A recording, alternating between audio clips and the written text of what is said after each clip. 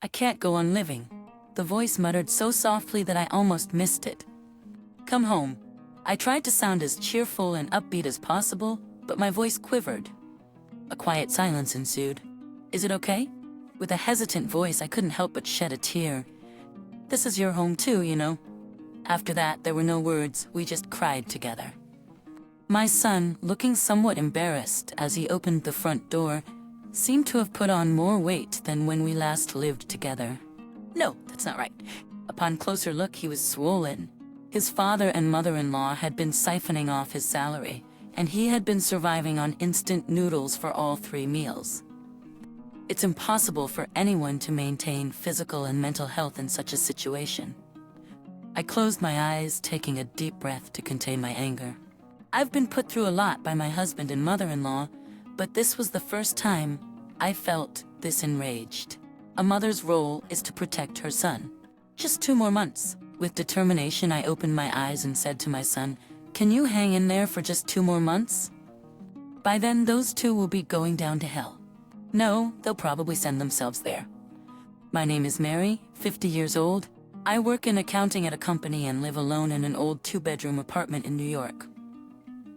Although I live alone now, I have a husband and a child. Up to a year and a half ago, our family of 4 lived in this cramped apartment. My husband, Tom, who is 2 years my senior, is a corporate employee and holds the position of sales director. He had his issues before we got married, but after tying the knot, he became the very definition of a workaholic. However, he dumped all the household responsibilities on me, even though I also worked full-time. I was the one who attended all our son John's school events, taking time off from work when necessary. Our son John is turning 24 this year. Ever since he was a little boy, he was quite the rascal, often coming home with his clothes covered in mud. Even when I came home exhausted from work, his clothes and body would be gritty. When I brushed my hand over his head, sand would fall out. Get in the shower right now. If there's one good thing about this rundown apartment, it's that it has a proper bathroom. Even when I scolded him, John would just laugh and say with an innocent smile, "Let's eat dinner first, Mom." Mischievous yet so endearing. Seeing my son's smile, it felt like all the exhaustion from work just melted away. Then there's my other family member, my mother-in-law, Linda. She was the root cause of why I ended up living alone like this. She retired and started living with us when John was 6 years old. Tom, having grown up just with his mother, was somewhat of a mama's boy. When Linda called saying she wanted to move in, Tom didn't consult with me and just said, "Sure," without a second thought. Why did you agree without discussing it with me? Seeing my frown face, Tom showed an angry expression. Why are you against living with my mom? What's your reason? She raised me on her own, working hard as a single mother. He argued passionately, but our apartment is small, and John is at that mischievous age. I wonder if Linda wouldn't get tired of it all. I said hesitantly, trying to argue my point. I always loved how devoted Tom was to his mom, but realistically, living with 4 people in this tiny apartment seemed impossible. Is that all? Tom laughed. My mom doesn't care about small spaces. The apartment we used to live in was old and run down. She worked hard so we could move to a better place. We're working hard to buy a condo, she'll understand. She's retired, she'll probably help out around the house. Tom continued, Mary, you're working too. It'll probably make things easier. Hearing that, I felt a bit relieved, thinking, he's considered my feelings too. But then Linda, entering the room with her bag, said, "Oh my, what a small and messy place. I told you, right? We're working hard to buy a nice new condo." Tom explained, his face reddening as he tried to make light of the situation. "Well, it's been how long since you 2 got married? 7 years? 8 years? And you still haven't saved enough?" She looked at me disapprovingly. "Mary, you're working, right? I raised this boy on just my salary." Then she had an idea. "Maybe you should cover the living expenses with just your salary, Mary. That way, all of Tom's earnings can go towards the condo." "I can't do that," I began, but Tom grabbed my shoulder. "Brilliant idea, Mom. You did raise me on a single income." I thought he must be out of his mind. Linda had raised just 1 child, and she probably had some support being a single mother. Now they're asking me to cover the expenses for 4 people on just my salary. But to prevent being ridiculed further by Linda, Tom desperately tried to convince me. With this plan, that luxury condo isn't just a dream anymore. Thanks to Mom, she'll take care of John, and we can push forward. That's right, you two will work hard. I'm here and I'll take care of John, Linda said, patting John's head. I sighed softly. Reluctantly, I agreed. If Linda would take care of John and help around the house, maybe it wouldn't be so bad. But then my back hurts. I guess I'm getting old. Recently, I've been feeling dizzy. I worked and did housework and childcare. Maybe it's time for me to relax a bit. Turns out, she kept making excuses and didn't do any housework. Tom said, "She's not feeling well. She can't help it," and asked me to do more chores. At least help out, Tom. I'm the sole breadwinner for our family of 4, and I have to do overtime. If you're gonna say that, I'm also working hard to buy a luxury condo. You have no idea how tiring sales can be, Tom snapped back. The goal had shifted from a new condo to a luxury new condo. I was so frustrated, thinking this was Linda's influence. Looking back, I felt I did my best. Once John started school, Linda would often go out with her new friends. They got along well, going to luncheons and spa trips. She not only used her pension, but also asked Tom for money. "Are you feeling better?" I'd ask. She'd retort, "I'm going to the spa because I'm not." She bullies me. Linda would complain to Tom, who'd scold me, "You're such a mean wife." From then on, they'd blame me for everything. Not doing house chores, late meals, bad food. When I scolded John for misbehaving, Linda would defend him, saying, "Don't bother listening to that clueless person." She ignored my protest and would pamper John, saying, "Your grandma got you some candies over there? Well, he's just a kid."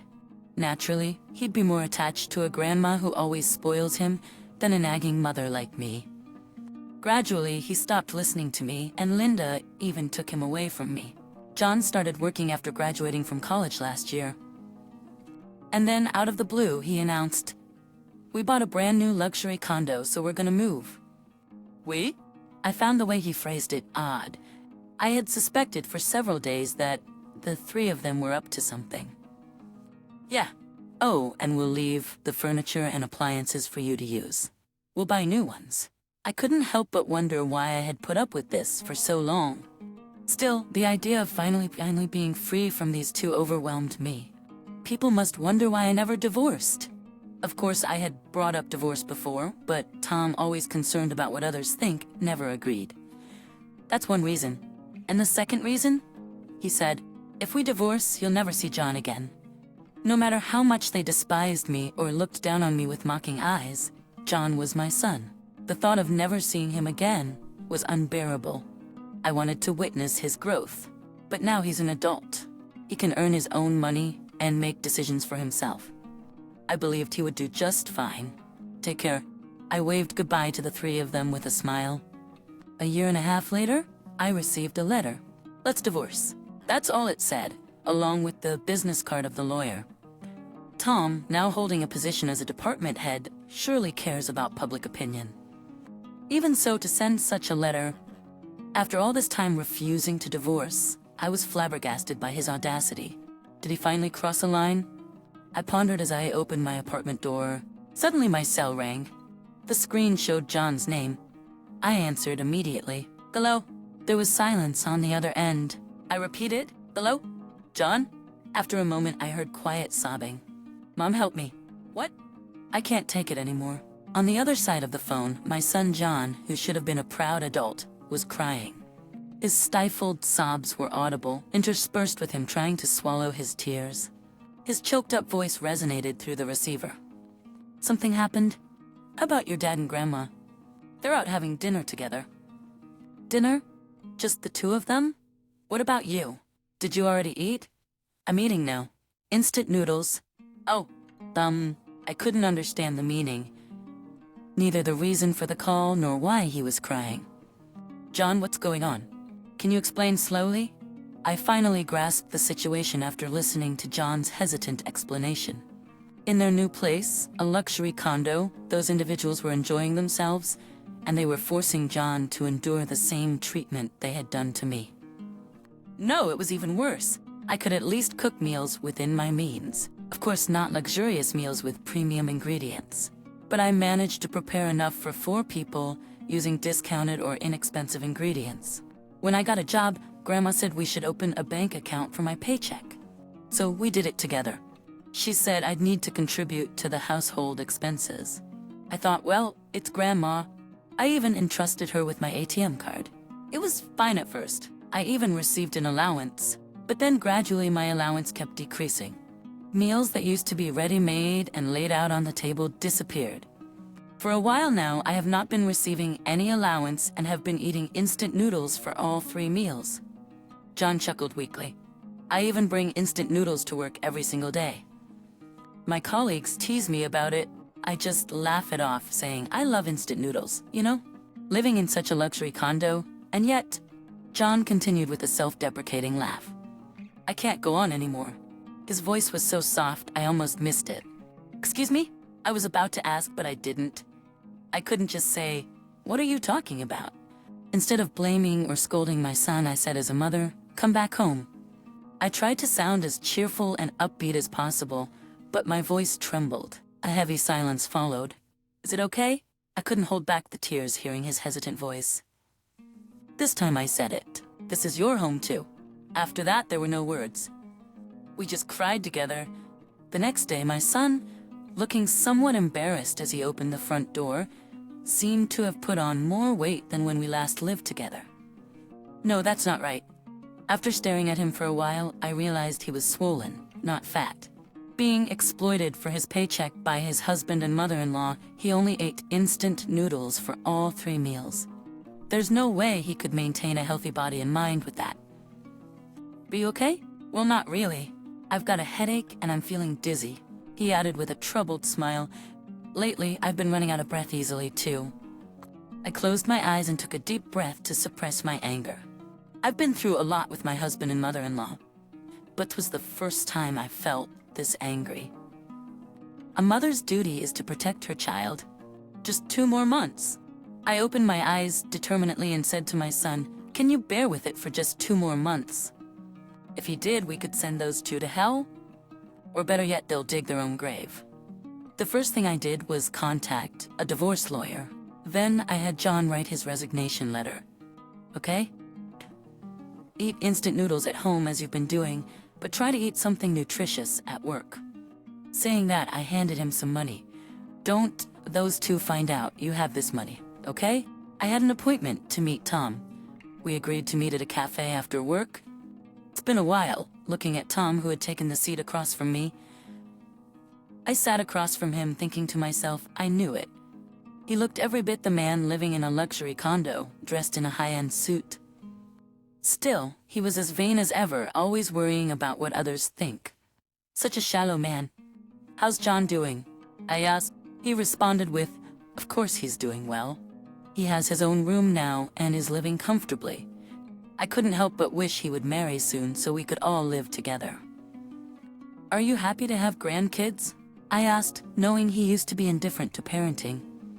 I laughed sarcastically and asked, what's with the attitude? I didn't want to fight after not seeing each other for so long. How's your mom? I quickly cut him off. Oh, she's doing well too. She said she was going out with a friend for an overnight trip. Oh, really? I expected as much. They both seemed to be living their usual carefree lives. Honestly, like mother, like son. This man, who was likely pleased about our divorce, didn't realize the situation he was in. He should be asking to live with me again, but he remains oblivious. By the way, about that apartment, I said I'm thinking of giving it up. I need your signature for it. Sure, I have no attachment to that old rundown place. All right, I'll handle the paperwork. I'll mail you the documents, so please sign and send them back. Okay, got it. Well, I should get going. I stood up with the check in hand as a final gesture of goodwill. But I didn't get a thank you. Tom just looked up at me and said, you're leaving just like that? We might not see each other again. Yes, I have to go home and cook my own dinner. You should treat yourself to eating out once in a while. I looked down coldly at Tom as he sipped his coffee and remarked, I can't shake off my frugal habits. Turning my back on the man who laughed mockingly, I suddenly remembered, oh, right. I turned back to him and said, I was invited by an acquaintance to play some slot machines recently. I actually won a few $100s. Surprisingly, slots are kind of easy. This comment got the most reaction since we met today. Right? They're addictive, aren't they? I asked, if you want, I'll go with you next time. You're joking, right? I sharply retorted, go to the slots with my ex-husband who I divorced? Not in a million years.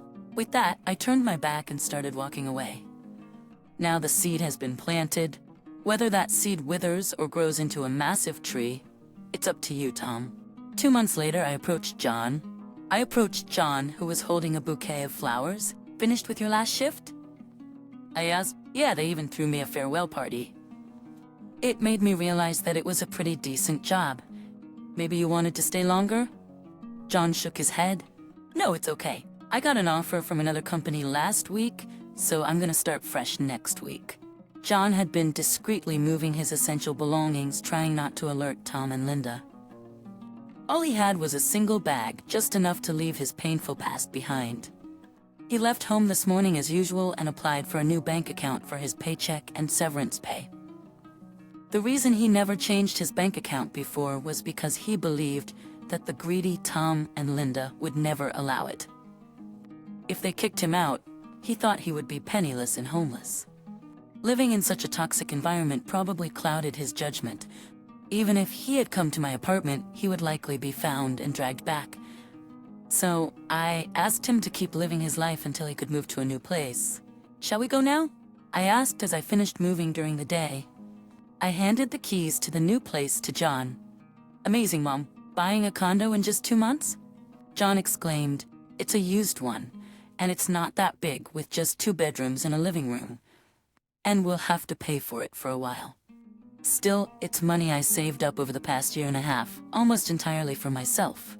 I initially thought it might be for John's wedding, but using it as a down payment for the condo isn't bad. I'll help with the payments. You made me a co-owner of the condo after all. Let's not push ourselves too hard. Yeah, we'll be okay if we're together, I replied with a smile. Our new life together began that day, a few months after I started living with John. The doorbell rang persistently just after I returned from work. I checked the intercom screen and saw Tom and Linda with angry faces. Mary, open up, Linda shouted. The aggressive knocking would have disturbed the neighbors, so I opened the door. Please stop. Aren't you bothering the neighbors? I asked. Shut it. Isn't John here? If he's here, bring him out. Tom demanded.